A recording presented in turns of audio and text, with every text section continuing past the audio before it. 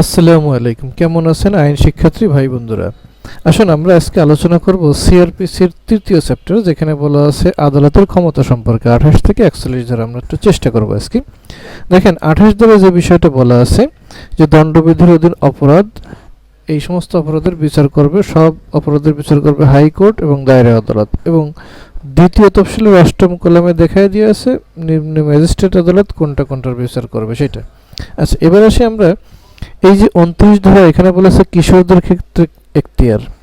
Chief judicial magistrate বা chief metropolitan magistrate মৃত্যুদণ্ড বা যাবজ্জীবন কারাদণ্ড ব্যতীত যে সমস্ত অপরাধ করে এবং তাদের বয়স যদি 15 বছরের কম হয়, তাহলে শুধুমাত্র তারাই এর বিচারটা করবে। অর্থাৎ 15 বছর কম বয়স্ক কোনো অপরাধীর ক্ষেত্রে, যেটা যদি হয় মৃত্যুদণ্ড বা যাবজ্জীবন কারাদণ্ডের অপরাধ ব্যতীত, তাহলে কারা করবে?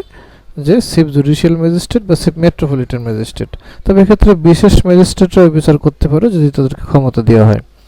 এবারে আমরা দেখি যে 29 ধারা যেটা বলা হয়েছে, যে সকল ক্ষেত্রে অপরাধ মৃত্যুদণ্ডে দণ্ডনীয় নয়, অর্থাৎ মৃত্যুদণ্ড নয় এমন অপরাধের বিচার করতে পারে চিফ জুডিশিয়াল ম্যাজিস্ট্রেট বা চিফ মেট্রোপলিটন ম্যাজিস্ট্রেট, এবং অতিরিক্ত চিফ জুডিশিয়াল বা অতিরিক্ত চিফ মেট্রোপলিটন ম্যাজিস্ট্রেটও এই বিচারগুলো করতে পারে।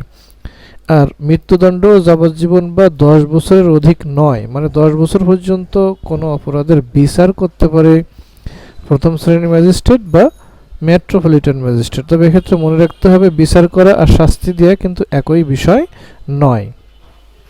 এবার আমরা লক্ষ্য করব যে এখানে যে বিভিন্ন আদালত যে দণ্ড দিতে পারেন, 31 ধারায় বলা হয়েছে যে হাইকোর্ট বিভাগ ও দায়রা জজ যে দণ্ড দিতে পারেন। আমরা খেয়াল করি যে হাইকোর্ট বিভাগ আইন অনুমোদিত সকল দণ্ড দিতে পারেন, এটা আমরা সকলেই জানি। এবং দায়রা, মহানগর দায়রা, অতিরিক্ত মহানগর দায়রা, অর্থাৎ দায়রা বা অতিরিক্ত দায়রা, এই দুটি আদালত আইনে অনুমোদিত সকল দণ্ড দিতে পারেন।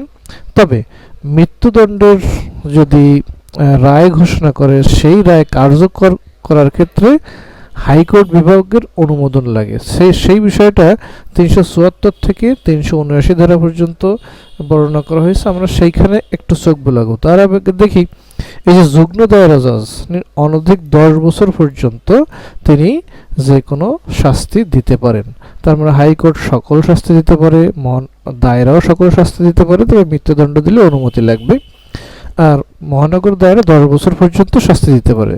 এবার আমরা এই বিষয়টা একটু দেখি যে ধরুন মৃত্যুদণ্ডের রায় দিয়েছে কোনো দায়রা আদালত, সেক্ষেত্রে কি হবে? সাথে সাথেই রায়টা কার্যকর হবে না, এই রায়টা চলে যাবে, এই যে নথিটা চলে যাবে যে হাইকোর্টের কাছে। অর্থাৎ দায়রা আদালত মৃত্যুদণ্ডাদেশ পেশ করবে কার কাছে? হাইকোর্টের কাছে পেশ করবে।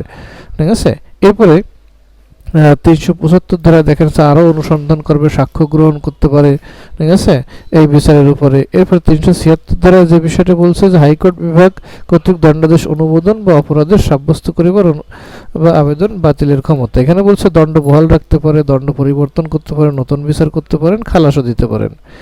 এবার যদি নতুন দণ্ড দেয় হাইকোর্ট বিভাগ, সেক্ষেত্রে 2 জন বিচারকের স্বাক্ষর লাগবে।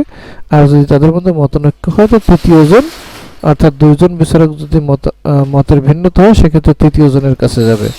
আর সবকিছু যখন কার্যপদ্ধতি শেষ হয়ে যাবে, তখন দায়রা আদালতে নথিটা প্রেরণ করে দেবে। এই হচ্ছে 374 থেকে 379 ধারা পর্যন্ত। অর্থাৎ আমরা পেলাম যে এই 31 ধারায় 2-এ যে যখন মৃত্যুদণ্ড দায়রা আদালত দেয়, তখন হাইকোর্টের অনুমোদন লাগে। হাইকোর্টের অনুমোদনটা যে এখানে লাগে, সেই বিষয়টা আমরা এখান থেকে একটু দেখে নিলাম। আর পরবর্তীতে সামনে যে আরও এই বিষয়টা নিয়ে আলোচনা করা হবে। এবার আমরা চলে যাব ম্যাজিস্ট্রেট আদালত। ঠিক আছে। 32 ধারায় যেটা বলেছে যে দণ্ড দিতে পারেন প্রথম শ্রেণী নিঃসঙ্গ অবরোধ বা সলিটারি কনফাইন্ড সহ 5 বছর কারাদণ্ড, 10,000 টাকা জরিমানা।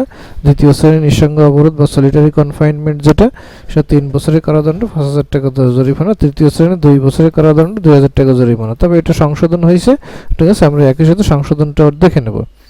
আর 33 ধারায় যে বিষয়টা বলা হয়েছে জরিমানা অনাদায়ে দণ্ড প্রদান করলে কতিপয় ম্যাজিস্ট্রেটের ক্ষমতা। এখানে যে বলা হয়েছে যে মূল দণ্ড বা যে দণ্ড দেওয়া হয় তার সর্বোচ্চ, ঠিক আছে, 1/4 দণ্ড দিতে পারবে। অর্থাৎ জরিমানা অনাদায়ে ধরুন একটা জরিমানার মানে দিল 5 বছরের শাস্তি দিল এবং সাথে 10,000 টাকা জরিমানা দিল। এই জরিমানার টাকা যদি না দেয় তাহলে এই 5 বছরের 4/1 আরও অংশ বৃদ্ধি হতে পারে। এবার আসি আমরা 33-এর কতে কতিপয় ম্যাজিস্ট্রেটের যে ক্ষমতা দেওয়া হয়েছে, আমরা 29-এর গতে যে ম্যাজিস্ট্রেটের যে বিষয়টা বিশেষ ম্যাজিস্ট্রেট পড়ে আসছে সেখানে এই ম্যাজিস্ট্রেটগণ সর্বোচ্চ 7 বছরের দণ্ড দিতে পারেন।